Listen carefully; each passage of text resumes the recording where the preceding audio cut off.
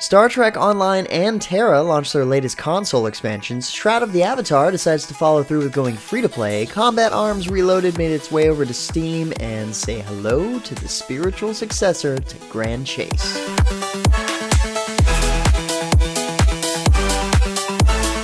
What's up guys, James Blonde here with a weekly recap for gaming news and announcements for the week of November 2nd, 2018. Starting out the news this week, In-Mass Entertainment announced the second Wild Hunter, Soma, has arrived in closers. She wields a tonfa and harbors a deep hatred of dimensional monsters. She delivers powerful combos and specializes in silencing enemies. The release is accompanied by a new Gleam campaign for the game, running from the 30th of October, which has already passed, to the 13th of November at midnight Pacific Daylight Time. The grand prize winner of the giveaway will receive a Razer Blade 15-inch gaming laptop, and second prize winner will receive 15,000 EMP, which is worth around 150 bucks. And 25 runners-up will win a special game pack. This might be something worth entering. I mean, I know I could use another 15-inch gaming laptop. Also in in-mass news, the action MMO Tera launched a new update on PS4 and Xbox One this week. Mentioned in past recaps, the free Deathwrack update introduces new dungeons, the rare and collectible Misery and Deathwrack gear sets, and guild versus guild battles where guilds engage in heated 24-hour battles against up to 3 guilds at once. That's a long time.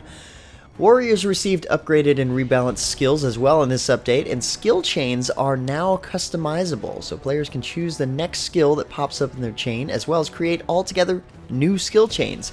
Players waiting to customize groups can now post details in the new LFG tool as well. Seems like a hefty update, geared in the exact right way. Next up, Soul Worker received a new update this week, focused around Lily Bloomerchin. Lily witnessed her brother's death from the jaws of a horrific monster from the Great Void, and she was never the same.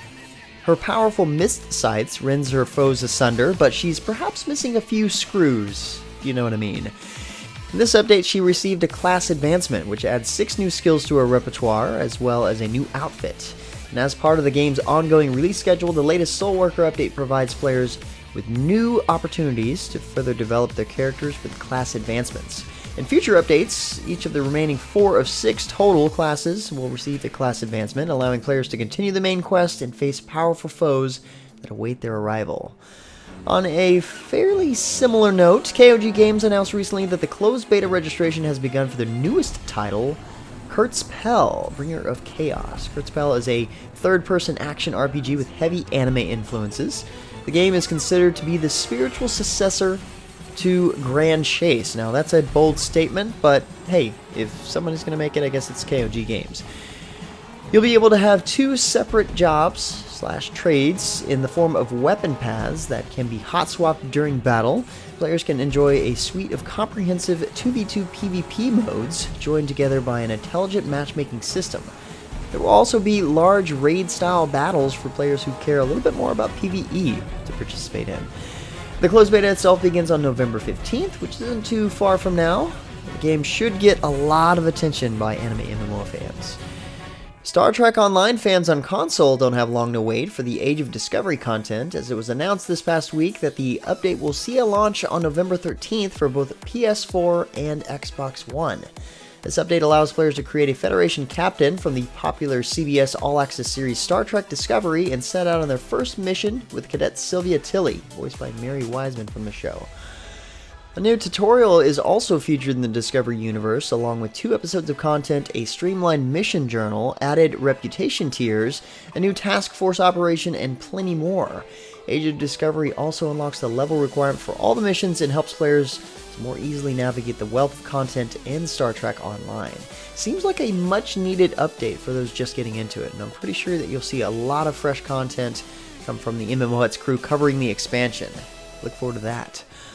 Also last week, the record-setting crowd-funded game from Richard Garriott, Shroud of the Avatar, announced that it's moving to a free-to-play model. Now keep in mind guys, this happens less and less often, so it's kind of a big deal. The new user experience has been overhauled, and the features available to free players have been expanded and outlined. Players can also choose their story path independently of their starter decks. Once you've completed the tutorials, you'll journey through the Lunar Rift and head to one of the 3 starting areas, which abandoned further tutorials in favor of focusing exclusively on story. This update also added a huge amount of quality of life updates and major features to the game, including player-made heraldry, expansions to the fishing system, player-made dungeons, global banks and chats, and the elimination of experience point decay on death, among others. For a full breakdown of the update's changes, check out the link in the description below. Going just a little bit old school with this next one here, EverQuest Next expansion, not EverQuest Next, EverQuest the original one, EverQuest Next, never happened. The Burning Lands will arrive on December 11th, with beta access available right now. Those who have pre-ordered the expansion can jump into the beta today and experience the new content centered around the war between the Plane of Air and Plane of Fire across 6 new zones. The expansion also brings with it a new luck stat that influences the amount of critical damage you do, the amount of gold in your splits, and the chance you have to succeed at trade skill combines. This is only a small portion of the new expansion, so keep a lookout for plenty more details as they come available at MMOHuts.com. On a completely different note, Combat Arms Reloaded, the first-person shooter from Valorant Global, officially launched on Steam this past week. This free-to-play shooter lets players customize their soldier, acquire new gear and perks with ranking up, and a suite of achievements for players to hunt. Dozens of game modes, plenty of maps, and frequent updates make for plenty of ways to enjoy the game alone or with friends. Items in the game can be acquired with gear points, which is the in-game currency, or with G-Coins, the paid currency. The most recent update to the game also added in new features including chat lobbies, inventory expansions, a display for EXP needed to reach the next rank, whispering, milestone events, and 30 new international flags. Also launching on Steam this past week is Dreadnought, the badass colossal ship commanding game from Greybox. The game, which includes the new launch update command, the Colossal, is billed as a tactical shooter featuring massive capital ships. It pits players against one another in 8v8 matches across exotic locations around our solar system, and players can acquire and command over 70 different customizable vessels from 5 specialized classes, and with each victory they'll unlock more advanced ships, modules, and more. The current version of the game includes the Deathmatch, Onslaught, a PvPvE mode in which players battle both the enemy team's ships and neutral AI vessels, and Conquest game modes, and a post-release update will add the Havoc game type, as well as the ability for players to create custom matches to play with their friends. The launch on Steam isn't just that. The recent patch added in plenty of new content, a revamped hangar, redesigned interface, new music, and more. Next up, World of Tanks is offering up some special TwitchPrime content as of this past week that we figured we might mention to you guys. The package works both on PC and console versions of the game and includes an elite female commander, the Valentine Mark II tank, an emblem, medal, and more. And all you need to do in order to grab this is have a TwitchPrime membership, which I'm pretty sure is included with anyone who has an Amazon Prime membership. I may be wrong on that one. And a World of Tanks account. Each content bundle must be claimed separately, PC and console both. This offer will be available from now until 30th of November, so yeah, you've got all month to grab it. Might as well do so.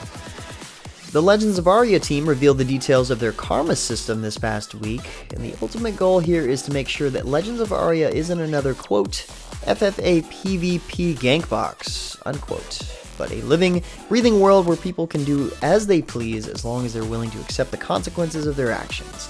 Players who gank others and commit crimes will receive a permanent alignment shift, which can only be undone by gaining positive karma. Players of the innocent alignment will receive full protections in protected area. Chaotic players can engage in PvP conflict anywhere outside of the town, and outcasts choose to surrender most of their freedoms and become walking targets almost everywhere. That's kind of a fun aspect of the game. I think that PvP players are really going to enjoy this. Anyway, guys, that's about it for all the major news and announcements for this week. Like always, thank you so much for your support. For more information on the news topics, check the links in the description below. Feel free to discuss the news or more news in the comments below. Don't forget to like, subscribe, and share this video. But until next time, guys, that's going to be it for me. I'm James Blonde. See you out there, gamers.